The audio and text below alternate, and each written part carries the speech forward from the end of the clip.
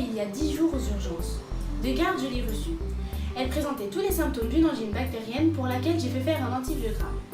Je lui ai donc prescrit une antibiothérapie. De l'amoxicilline à prendre 3 fois par jour pendant 8 jours.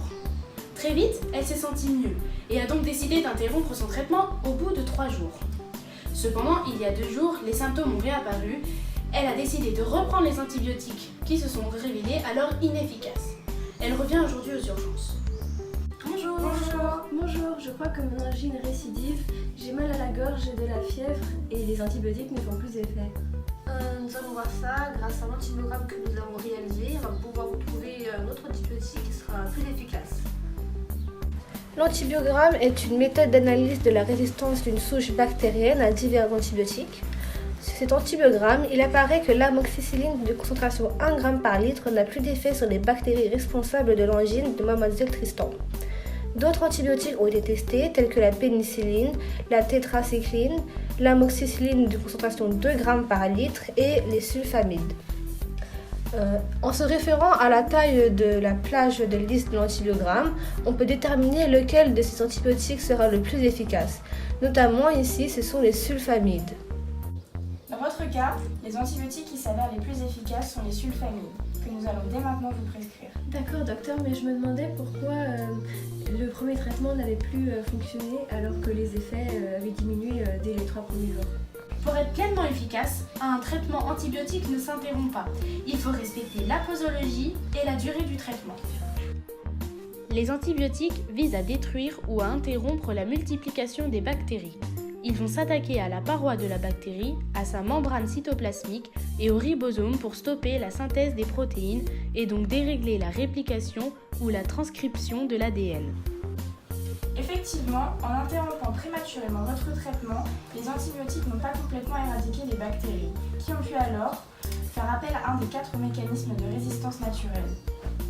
La bactérie peut, par brouillage, produire une enzyme qui va détruire l'antibiotique, par blindage, imperméabiliser sa membrane afin d'empêcher l'antibiotique d'agir, par camouflage, modifier la cible de l'antibiotique qui deviendra inefficace, et par esquive, substituer à la cible une molécule non vulnérable. Aussi, l'application d'un antibiotique sur une population bactérienne élimine les souches les moins résistantes et permet aux plus résistantes de se développer. C'est la sélection artificielle. Par ailleurs, certaines bactéries vont acquérir une autre résistance au fil du temps. Celle-ci peut survenir via une mutation spontanée, provoquant une variation génétique ou être liée à l'acquisition de matériel génétique étranger porteur de gènes de résistance, en provenance d'une autre bactérie. En effet, elles peuvent s'échanger du matériel génétique entre elles. C'est une des caractéristiques un peu spéciales des bactéries, le partage de gènes. Mais cela veut dire que si chacun développe des souches bactériennes résistantes, il va être de plus en plus difficile de trouver des antibiotiques efficaces. C'est donc un problème de santé publique. Tout à fait. Et c'est pour cela que ces dernières années, la quantité de nouveaux antibiotiques découverts ont beaucoup diminué, puisque cette diminution s'est aussi accompagnée d'une consommation croissante d'antibiotiques, ce qui a pour conséquence de diminuer leur efficacité, et ainsi il devient extrêmement compliqué de soigner certaines maladies, dont certaines risquent de devenir des impasses thérapeutiques. Et de ce fait, on remet déjà aujourd'hui plus de 700 000 morts par an dans le monde, et du fait justement de cette résistance, et ça pourrait même grimper jusqu'à 10 millions de décès par an d'ici 2050. Waouh, je n'aurais jamais cru qu'on pouvait encourir de tels risques. Merci docteur pour ces renseignements et bien évidemment pour ce nouveau traitement. Oh, mais je vous en prie.